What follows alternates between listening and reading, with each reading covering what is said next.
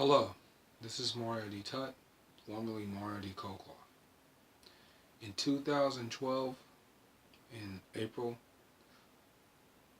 I signed a power of attorney with Wilson Marion Colclough for general power of attorney. He illegally used it for medical power of attorney, claiming he had a legal right over me. Now, I said about LegalZone that you cannot claim power of attorney unless you are mentally competent. Now, in February of 2012, I was placed in McLeod Behavioral Health, a mental institution where I had to stay for 2 weeks.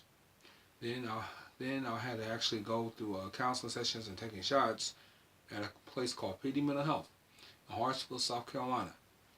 Address 900 South 4th Street, Hartsville, South Carolina, zip code 29550. That when I signed that power of attorney, technically I was mentally incompetent. And legally, you have to be mentally competent to sign a power of attorney. Loophole. But legally, he used it for medical, which means that he had final say if I was incapacitated, like if I was in a coma. But he was claiming that it had gave him legal right to put me in mental institutions, hospitals, or jail at his free will. That today, as you see the Bibles next to me, I have a document here that I wrote down as ordered by my lawyer, Deborah Washington. Now, I'm going to read for you right now. Code of Law, Title 62, Article 8, Uniform Power of Attorney, Section 62-8-110, Termination of Power of Attorney or Agent. Column A power of attorney terminate when the Section 3, principal, meaning me, revokes power of attorney. Now I have this filed with the lawyer, but I also filed in my Bible, just to have the document with me at all times.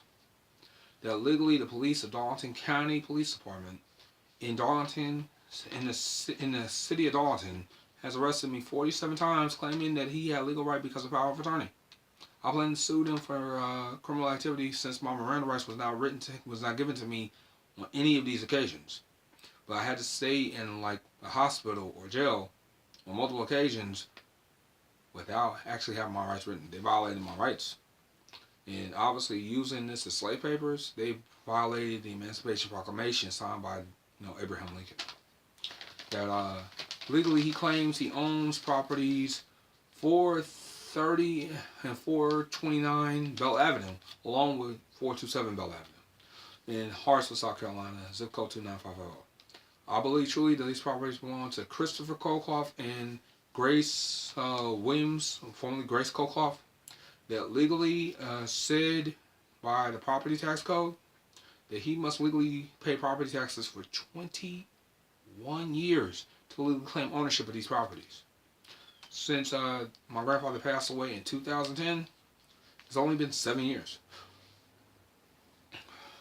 I'm here to inform you that in South Carolina, even if you have a physical legal document, as I have here,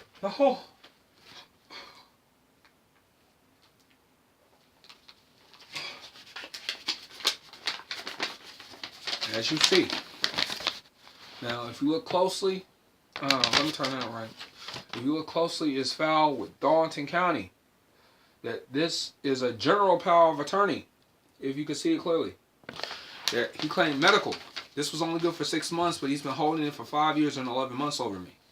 Along with doing criminal activity out here as abusing me physically while losing my tooth, as you see here. Coming in our room and tearing it out with a screwdriver.